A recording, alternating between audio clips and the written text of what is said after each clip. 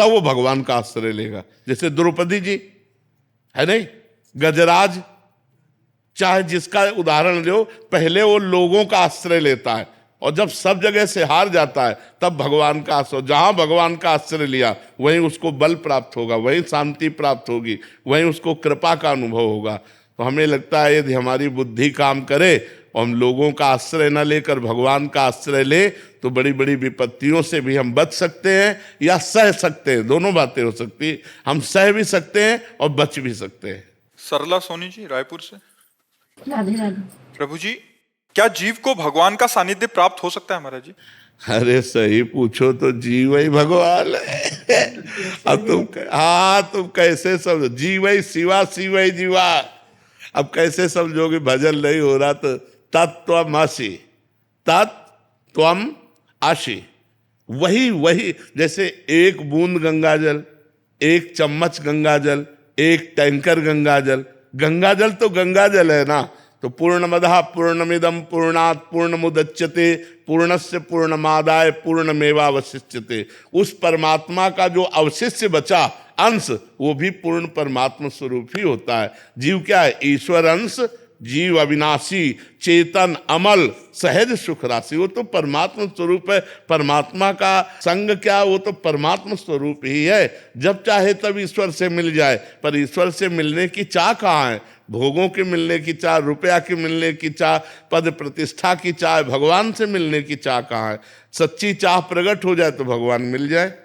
भगवान, हम भगवान से प्यार करते हैं और मन ही मन हमने भगवान को अपना पति रूप में वर्ण कर लिया जी।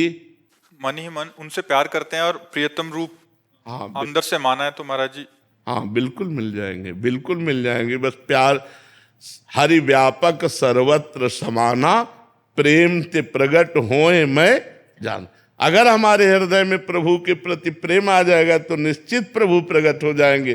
पर प्रेम बातों से कहने वाली बात नहीं, वो हृदय का विषय होता है। हम भगवान से कहते हैं कि आपसे प्रेम करते हैं, लेकिन सच्ची हम भगवान से प्रेम नहीं करते। हम अपने शरीर से प्रेम करते हैं, अपनी कामनाओं से प्रेम करते हैं, अपने शरीर संबंधियों से प्रेम करते हैं, संसार से प्रेम करते हैं। प्रेम भगवान से, और जब भगवान से हो गया तो ये प्रश्न खत्म हो जाएगा कि भगवान मिलेंगे कि नहीं। वो खुद अनुभव कराने लगते हैं। प्रेमी से भगवान कभी दूर, जहां मेरा प्रेमी चरण रखे वहां रखूं मैं हाथ, पीछे पीछे मैं फिरूं कभी न छाड़ूं साथ। भगवान तो सदैव सानिध्य में रहते हैं। जो भगवान का भजन करते हैं उनके अनुभव में भगवान आते हैं। पूनम पंडित जी। राधे राधे गुरु जी। राधे राधे महाराज जी। महाराज जी, आपके प्रश्न का भाव है कि आप एक सामाजिक कार्य करते हैं, बट कह रहे हैं कि शादी के बाद शादीशुदा जीवन को ज्यादा महत्व देना चाहिए या जो जहाँ आज तक करते आए सामाजिक कार्य और अपनी आवाज को? दोनों को प्रधानता देनी चाहिए, क्योंकि दोनों कार्य बहुत आवश्यक हैं। यदि आप किसी समाज के पद पर प्रतिष्ठित हैं और समाज सेवा का, तो वो भी महान कार्य है। लेकिन आप किसी की पत्नी हैं, वो भी एक धर्मयुक्त कार्य है।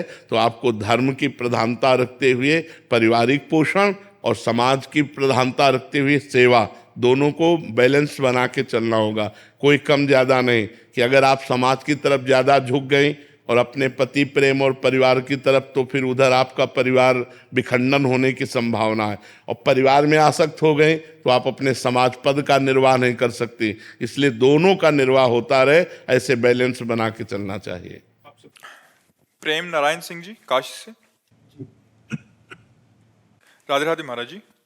महाराज जी, दुख का कारण क्या है और उसके निवारण का क्या उपाय है महाराज? मोह सकल व्याधिन कर मूला। मूल, दुख का मूल क्या है? अज्ञान, मोह। ये जब तक अज्ञान है तब तक दुख से पिंड नहीं छूटने वाला। शरीरों के प्रति मोह होना, भोगों में मोह होना, ये सब दुख का कारण है। अज्ञान मूल अविद्या। अगर ये अविद्या नष्ट हो जाए और विद्या का प्रकाश हो जाए तो अभी आनंद हो जाए। भाई भाई से ईर्ष्या कर रहा है, पति पत्नी से, देखो जहाँ प्रेम संबंध होने चाहिए वहाँ वैर संबंध है। पत्नी पति को मारे दे रही है, पति पत्नी को मारे दे रहा है, छोटी छोटी जगह, छोटी छोटी वस्तु के लिए भाई भाई की हत्या कर रहा है, पुत्र माता पिता की हत्या कर रहे हैं, माता पिता पुत्र की हत्या कर रहे हैं। कहाँ प्रेम संबंध रह गए? जो मोह है, अज्ञान है, उसी अज्ञान के कारण तो हाहाकार मचा हुआ है। दुख का मूल कारण अविद्या है, अज्ञान है, और ये गुरु कृपा से नष्ट होता है। जब हम गुरुजनों के चरणों में बैठते हैं और गुरुवाणी का अध्ययन करें, गुरुवाणी को सुने, संत महापुरुषों के वचन सुने और खूब नाम जप करें, तब अज्ञान का नाश होता है। अज्ञान का नाश होते ही आनंद की अनुभूति होने लगती है। तो दुख का कारण अज्ञान ही है, और जब तक ये नष्ट नहीं होगा तब तक जन्म मरण, बार बार जन्म, बार बार मरण, हर योनियों में जाना, नाना प्रकार के दुख भोगना, ये चलता रहेगा। जयेश चाहर जी, राधे राधे। नगर से। महाराज जी, पिछले लगभग 2 वर्षों से मेरा अध्यात्म की ओर झुकाव हुआ है। महाराज जी, मेरे अंदर एक प्रश्न आ रहा है कि माया क्या है, संसार क्या है, और भगवान ने ये खेल ही क्यों रचा? जीव संसार में बार बार आता है और चला जाता है, इस सब में ईश्वर आखिर मतलब उनका अंदर आंतरिक इच्छा क्या है? एकोहम बहुश्यामा, पहले ईश्वर ने रचा क्यों, ये बात समझो। किसी और को नहीं रचा, वो अपने आप को रचा है। वो अपने आप से बहुत रूपों में हो गया, वो अपने आप से अपने आप को रचता है, अपने आप से अपने आप का पालन करता है, और अपने आप से अपने आप का विनाश कर लेता है, किसी और का नहीं। वो अपने आप में खेल रहा है। ये सब रूपों में वही विराजमान है। मत्ता परतरम नान्यत किंचिदस्ति धनंजय, मेरे सिवा किंचित मात्र कुछ नहीं है। वो किसी और की रचना नहीं की, वो अपने आप से अपने आप की रचना की। अब आप अपने आप को भूल गए हो, अपने हृदय में बैठे भगवान को भूल गए हो, इस शरीर को मैं मानने लगे हो और भोगों में रत हो गए हो, इसलिए दुर्गति को प्राप्त हो गए। माया उसे कहते हैं जो है वो दिखाई न दे, और जो नहीं है वो दिखाई दे। जैसे स्त्री पुरुष जड़ चैतन्य नहीं है, परमात्मा है, तो परमात्मा दिखाई नहीं दे रहा, और जड़ चैतन्य स्त्री पुरुष अच्छा बुरा दिखाई दे रहा है, ये माया है। और परमात्मा है, ये जब भक्ति और ज्ञान के द्वारा हमारी बुद्धि पवित्र होगी तो ये नहीं दिखाई देगा। सब में परमात्मा, सब में राम रमा है, सब में कृष्ण रमा है, सब में वही वाहिगुरु, वही इष्ट विराजमान है, दूसरा कोई नहीं है। तो हमारे अंदर जो ये भ्रम पैदा हो गया कि भगवान ने मुझे क्यों फंसाया, तो भगवान ने नहीं फंसाया, आप खुद फंस गए। आप कौन हैं? आपने कभी विचार किया कौन है आप? आपने कभी अपने को देखा? उसी का तो महाराज जी पता नहीं लग पा। हाँ, उसी का पता लगाने के लिए जिन खोजा तिन पाइया, गहरे पानी पैठ, जो खूब हृदय में बैठ करके निरंतर नाम जप कर रहा है, चिंतन कर रहा है, तो जिन खोजा तिन पाइया, और जब पाइया तो वहां दूसरा कोई नहीं मिला, वही आत्मस्वरूप मिला, वही मैं मिला, वही दूसरा कोई नहीं। दो नहीं है, एक ही है पूरी सृष्टि में। जब खोजने वाले ने पाया तो खोजने वाला नहीं रहा, पाया जब तो वही मिला जो खोज रहा था, दूसरा कोई नहीं है। महाराज जी किया कैसे जाए, मतलब कोई गुरु नहीं है, कुछ नहीं है, तो फिर यात्रा ही नहीं शुरू होगी। यात्रा तो गुरुदेव से ही शुरू होती ना। गुरुदेव का वरण करो, गुरु चरणों का आश्रय लो, नाम जप शुरू करो, उपासना शुरू करो, तो यात्रा प्रारंभ हो। स्कूल में नाम नहीं लिखाया तो ककाहरा मात्रा जब याद नहीं, तो फिर कैसे पढ़ाई शुरू? पीएचडी तो तब पहुँचे हम जब पहले ककाहरा मात्रा से तो शुरू करें। तो प्रथम हम गुरुदेव के चरणों का आश्रय लेकर उपासना शुरू करें। किसी संत महापुरुष का आश्रय लो और उपासना प्रारंभ कर दो। वो आपका विषय है, वो आपका विषय, वो हमारा विषय नहीं। वो आपका विषय कि आप आश्रय किसका लो और कैसे उपासना में चले, ये पद्धति से चलो। भाई इंद्रजीत सिंह जी खालसा। वाहिगुरु जी। महाराज जी, हमें वृंदावन में इस रमणीय स्थान में आकर ऐसा महसूस हो रहा है कि सभी तरफ अकाल पुरुष ही अलग अलग रूपों में विचर रहे हैं। महाराज जी, आप जी प्रभु की सारी जिंदगी भक्ति करी, नाम जपा, अब वो ही परमात्मा आपसे मिलने के लिए आपके भक्तों के रूप में आप ही दर्शन देने आ रहे हैं। महाराज जी, ये जितने भी लोग हम यहाँ देख रहे हैं, चाहे वो इस स्थान के सेवादार हों, साधक हों, या फिर आने जाने वाले दर्शनार्थी, प्रभु ही अलग अलग रूपों में आपका ख्याल रख रहे हैं। महाराज जी, आपसे मिलने आ रहे हैं। ध्रुव सत्य है, परम सत्य है, परम सत्य है। लाखों लोगों के रूप धारण करके वही परमात्मा दुलार कर रहा है, क्योंकि जीवन में उसके सिवा और किसी को अपना माना नहीं, उसी को माना, तो वही इतने रूपों में प्यार कर रहा है। इतने लोग आकर प्यार करते हैं, सब नौजवान लड़के वैराग्य लेकर के अपनी अपनी नौकरियां छोड़कर सरकारी, और वो हमारी सेवा में है, ये भगवान का प्यार नहीं तो और क्या। वही है, वो इतने रूपों में प्यार कर रहे हैं। बिल्कुल बिल्कुल। महेंद्र सिंह राठौड़ जी। श्री हरिवंश। महाराज जी आपके चरणों में प्रणाम।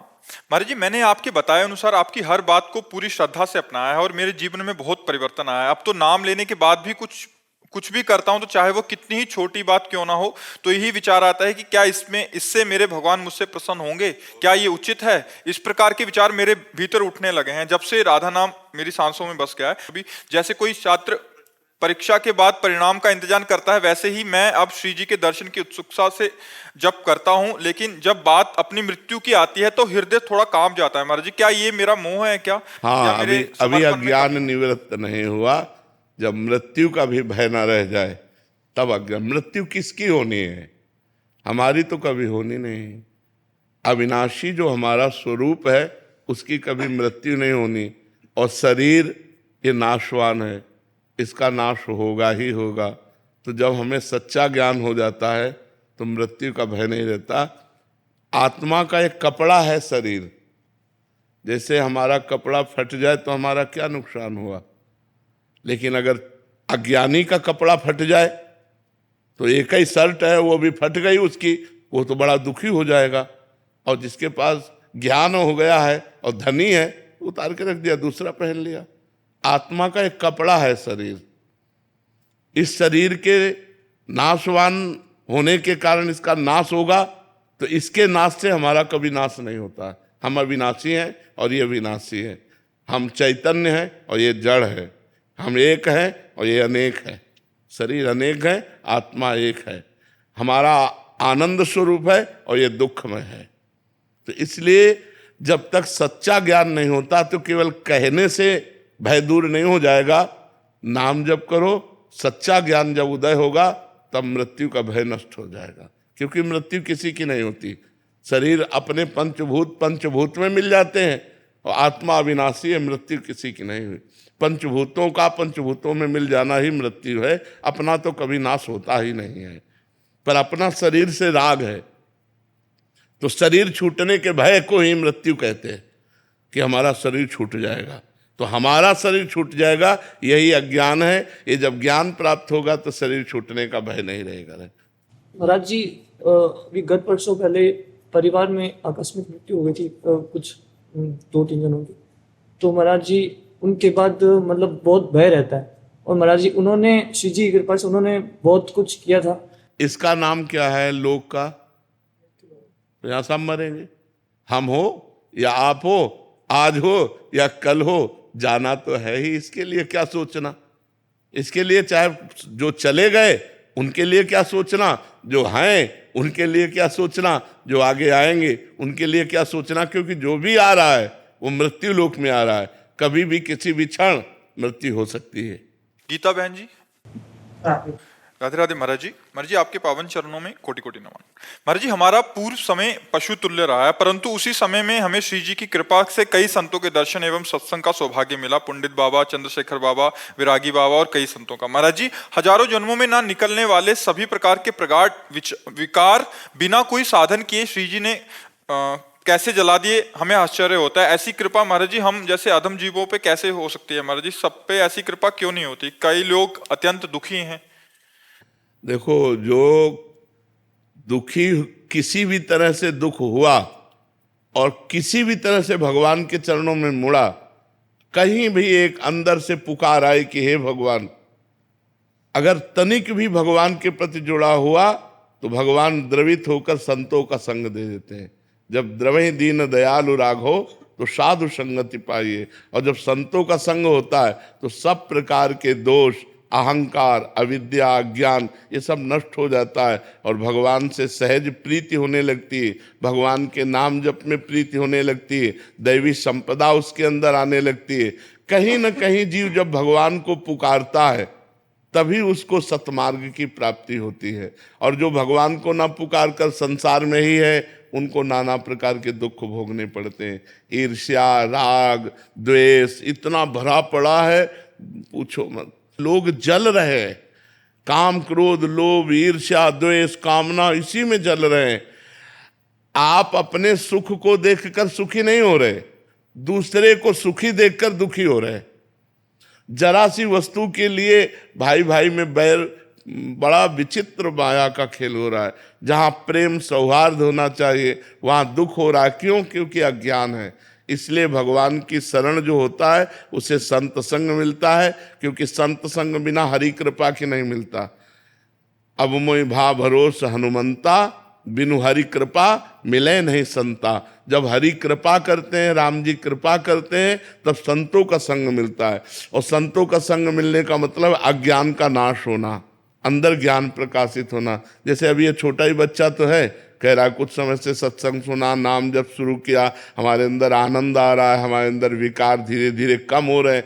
तो सत्संग से, साधु संग से निश्चित विकारों का नाश होता है और भगवत चरणारविंद में प्रीति होती है।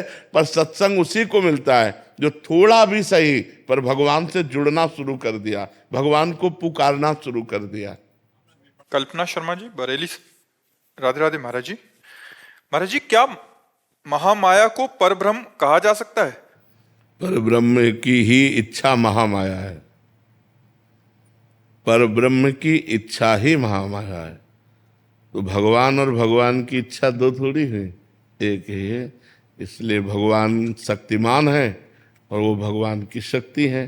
तो शक्ति और शक्तिमान अभेद है, इसलिए वो भगवान ही है, कोई अंतर नहीं। आदेश अग्रवाल जी। राधे राधे। राधे राधे महाराज जी। महाराज जी, यदि गुरु बिना मुक्ति नहीं, तो क्या जिन्होंने गुरु ना बनाए हो तो अंत समय में अगर राधा नाम लेने से उन्हें मुक्ति अंत मिलेगी? समय का सिद्धांत अलग है, अंत अलग अलग सिद्धांत है। अंतःमति सोगति, इस सिद्धांत में गुरु की कोई आवश्यकता नहीं। लेकिन जीवन भर पाप किए हो और अंत समय राधा निकल आएगा, ऐसा कैसे हो सकता है? जो पाप कर्म किए हो वो पाप कर्म तुम्हें भगवान नाम स्मरण होने ही नहीं देंगे। जैसे अजामिल का प्रसंग आता है तो उसमें संतों की कृपा हुई थी अजामिल के ऊपर, इसलिए उस पुत्र का नाम नारायण रखा। संतों की कृपा के कारण उसी पुत्र में उनकी आसक्ति हुई और मरते समय उसी पुत्र का ध्यान आया और नारायण बुला दिया, कल्याण हो गया। अंतिम समय भगवान का नाम आना, जन्म जन्म मुनि जतन कराही और अंत राम कही आवत नाही। जन्म जन्म प्रयास करते, अंतिम समय भगवान का नाम स्मरण होना बड़ा कठिन है। और अंतिम समय नाम स्मरण हो गया तो कल्याण हो गया, मंगल हो गया। बिना गुरु के भी यदि अंतिम समय भगवान का नाम आ जाए तो जीव का परम कल्याण हो जाए। राज शर्मा जी। राधे राधे। राधे राधे महाराज जी।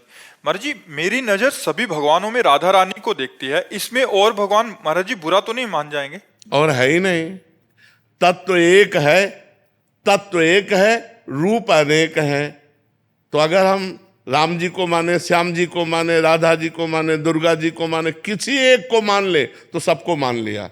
किसी एक की पूजा कर ले तो सबकी पूजा हो गई। सब रूपों में एक ही विराजमान है और कोई नहीं विराजमान। इसलिए ये कभी न सोचा जाए कि हम राम जी को पूजते हैं, अन्य भगवान को नहीं पूजते तो अन्य भगवान नाराज तो नहीं हो जाएंगे। हम राधा जी को पूजते हैं तो कहीं अन्य, ऐसा नहीं।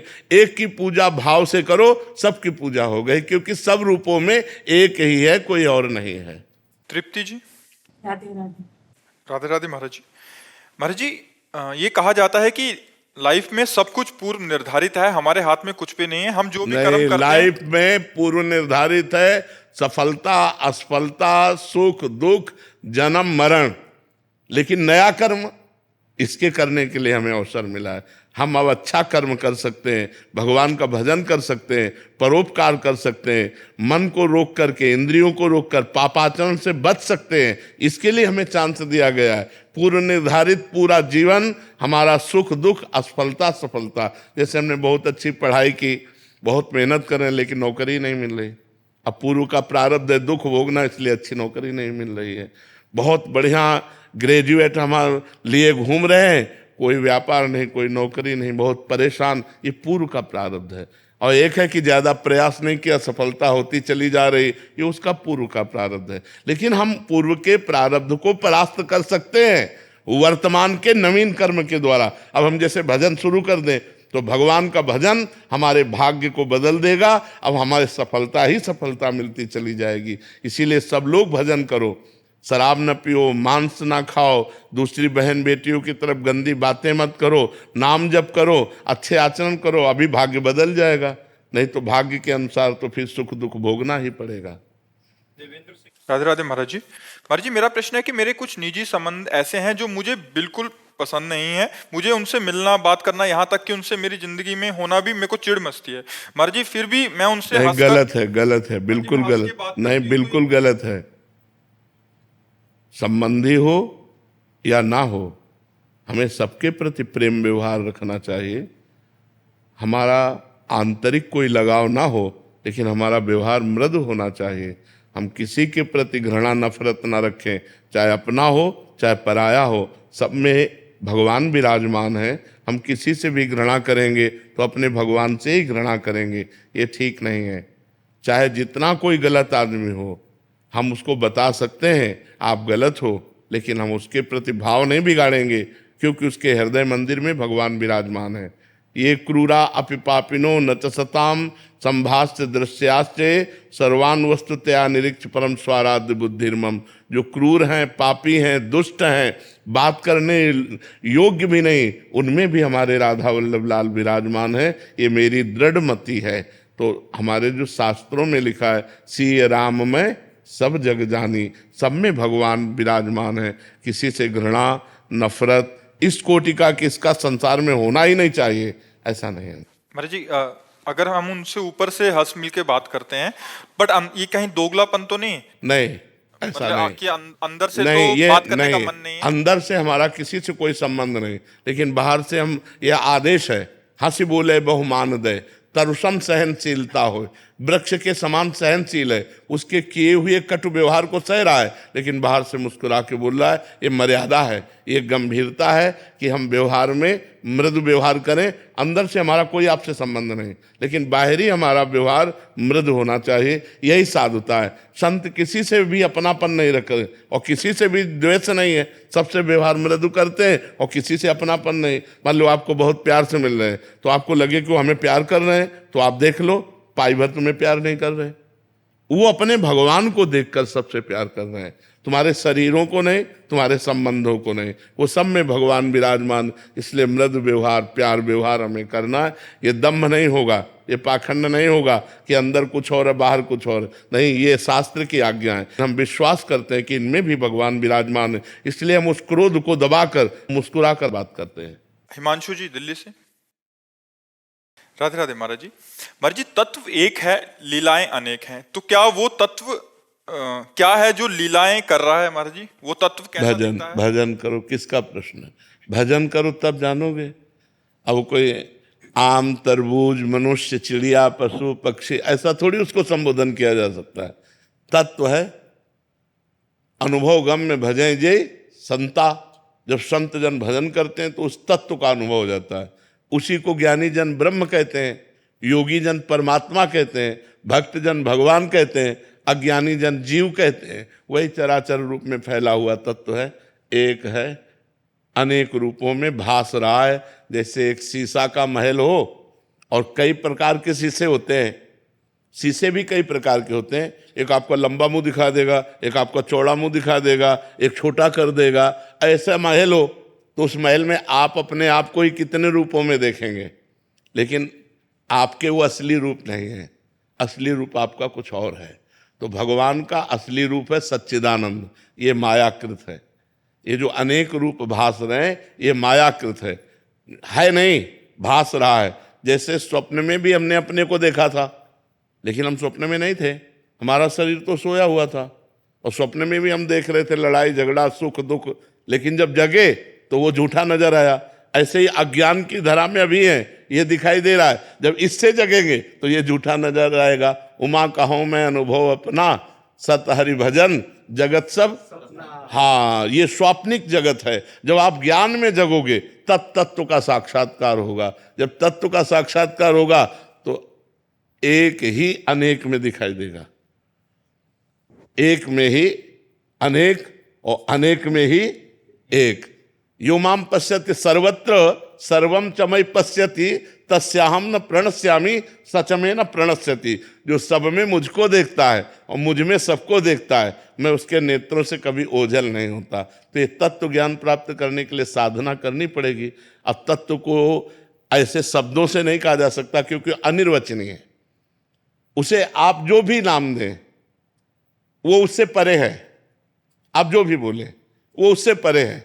जैसे सबके हृदय में आत्मा है, देखा है क्या? बस केवल संबोधन है। आत्मा क्या है? न कोई यंत्र बता सकता है, न कोई व्यक्ति बता सकता है। क्या है? अनुभव करो। कोई यंत्र नहीं बता सकता। वाणी से आप नहीं कह सकते। वाणी से कह वो ब्रह्म है, तो ब्रह्म क्या है? वो तत्व है। वो तत्व क्या है? अब इसके आगे बोलोगे तो क्या बोलोगे? यही बोलोगे, भजन करो और अनुभव करो। कुछ बातें ऐसी होती हैं जो अनुभव की होती हैं, जिनको बातों में व्यक्त करने की सामर्थ्य नहीं है। तो जो भगवत तत्व है उसे वासुदेव कहो, राम कहो, हरि कहो, कृष्ण कहो, राधा कहो, शिव कहो, शक्ति कहो, वो सब है। वो सब होते हुए एक है। अब उस एक का अनुभव करना है तो फिर पूरा जीवन लगा दिया जाता है भजन में, तब वो बात बनती है। भगवान गुरुदेव भगवान की कृपा से तो उस तत्व का अनुभव, जब अनुभव हो गया तो मुक्त हो गया। जो ही अनुभव हुआ तो वो तत्व और कोई नहीं निकला, आपका स्वरूप निकला, क्योंकि आप भी तो वही है ना। तो जब अपने स्वरूप का अनुभव हुआ तो जीवन मुक्त हो गया। अब ये भजन से होगा बच्चा। ये कोई लौकिक कहानी या लौकिक वस्तु या लौकिक पदार्थ या लौकिक स्थान तो है नहीं। ये तो अनुभव गम्य भजन जय संता, ये अनुभव का विषय है, अनिर्वचनीयम। कुछ अब जैसे आपको गुलाब जामुन पवावे, पूछे कैसा है, आप कहोगे मीठा है। नहीं, कैसा मीठा है? बहुत मीठा है। अब इसके आगे उत्तर दीजिए, कैसा बहुत मीठा है? तो क्या उत्तर आएगा? खा के देख लो। आएगा कि नहीं? अनुभव, आप अनुभव करके देख लो कैसा मीठा है। इसके आगे आप उत्तर नहीं दे सकते। मीठा, बहुत मीठा, इसके आगे कैसा मीठा है, आप इसका उत्तर नहीं दे सकते। इसका उत्तर है कि आप गुलाब जामुन खा के देख लीजिए, क्योंकि वो जो स्वाद है वो वर्णन नहीं किया जा सकता। सोचो, एक पदार्थ के आनंद का स्वाद वर्णन नहीं किया जा सकता, फिर वो आनंद समुद्र परमात्मा का कैसे वर्णन किया जा सकता है? तो जितना वर्णन किया जाता है वो सब अधूरा है। पूरा तो अनुभव से होता है। जो अनुभव में आ रहा है वो वाणी में नहीं आ रहा। जो वाणी में आ रहा है उससे बहुत परे है। वो मन, बुद्धि, वाणी इनके अगोचर तत्व है, क्योंकि मन, बुद्धि, वाणी को वो प्रकाश दे रहा है, ना कि उनसे वो प्रकाशित है।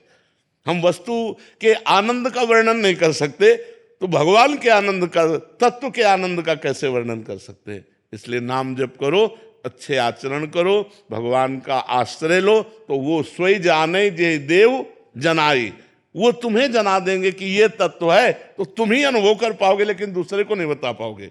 फिर वो दूसरे को जनाएंगे तो जान पाएगा। महाराज जी, आप दोनों का एक जैसा ही प्रश्न है। ये कह रहे हैं कि मतलब हम गलत आचरण हो जाते हैं महाराज जी, उस पर हमारा बस नहीं है। और ये आप कह रहे हैं कि आप नशा और फिर से उसमें लग गए, हस्तक्रिया आदि, और इनका भी सेम है महाराज जी, वीरनाश और गलत आचरण, आप संभाल नहीं अपने आपको। अब इसके लिए संभालने के लिए दो बातें हैं।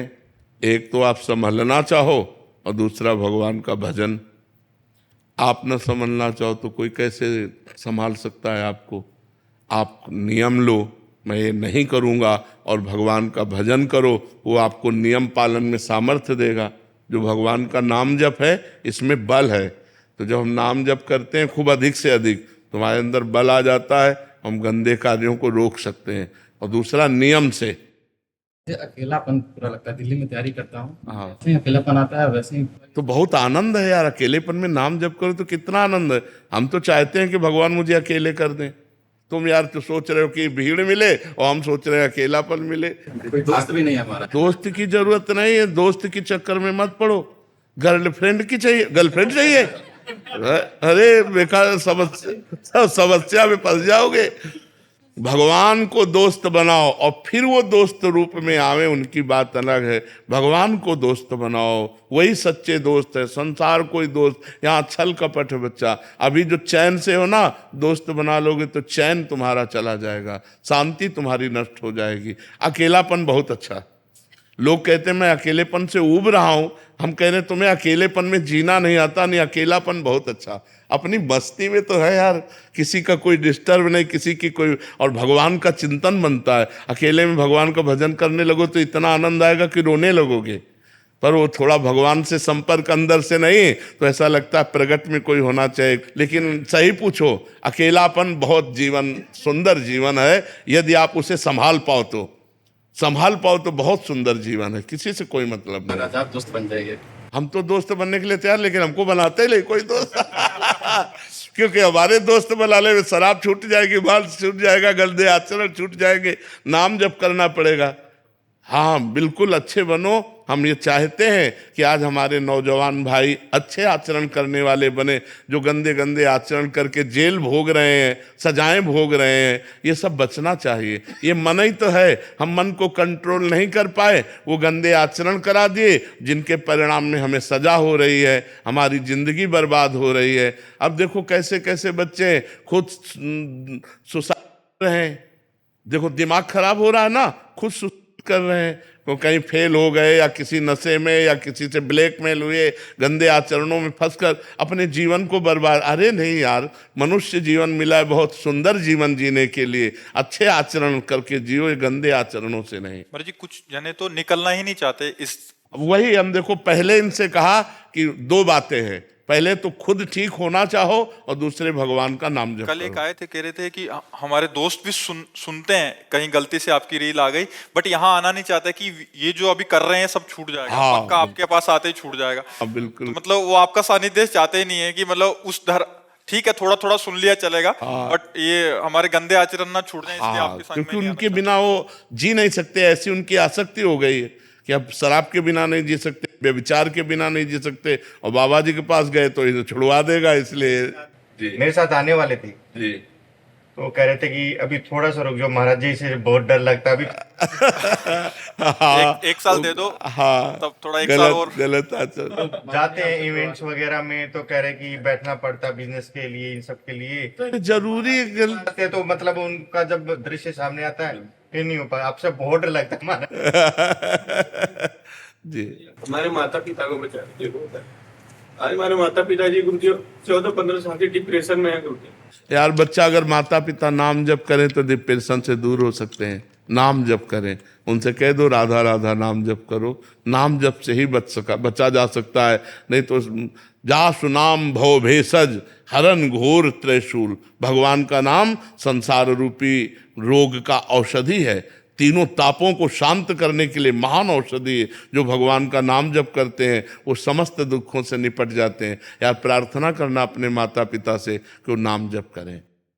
हितेश जी सूरत से, राधे राधे महाराज जी। महाराज जी आपके चरणों में कोटि कोटि प्रणाम। महाराज जी अगर जाने अनजाने में कोई पाप या भूल हो जाए तो क्या भगवान इसी जन्म में उसका दंड देते हैं या अगले जन्म में देते हैं? पहली बात तो है कि जाने और अनजाने में बड़ा अंतर है, नहीं, जाने में और अनजाने में बड़ा अंतर है।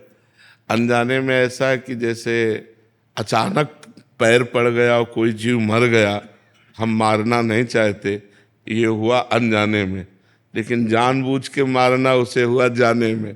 तो जो जानने का दंड है वो विशेष है और अनजाने का वो माफ भी है, क्योंकि आपका उद्देश्य मारना नहीं था। जैसे एक बार हम बर्तन मांजने के लिए श्री जी के पात्र मार्जन करने के लिए मिट्टी लेने के लिए गए, तो अब हर जगह से मिट्टी तो ले नहीं सकते, कहीं थूका हो कहीं कुछ हो, तो मेड़ से मिट्टी लेने गए। तो फावड़ा से पहले ऊपर की हटा के फिर नीचे की लेने, तो जो ही फावड़ा मारा सो खन खजूर नहीं होता, अब वो कट गया। अब हमारा उद्देश्य तो जीव को कष्ट देना, बड़ा हृदय में व्यथा हुई, अनजाने में तो वो व्यथा से ही क्षमा हो गया। जैसे हृदय में जलन हुई ना कि अरे राधा राधा राधा ऐसा कैसे हो गया, ये तो वो जो अंदर व्यथा हुई तो अनजाने में हुए पाप। जैसे आपका पैर पड़ गया, कोई जीव मर गया, आपके हृदय में ताप हुआ, वो उसी समय समन हो गया।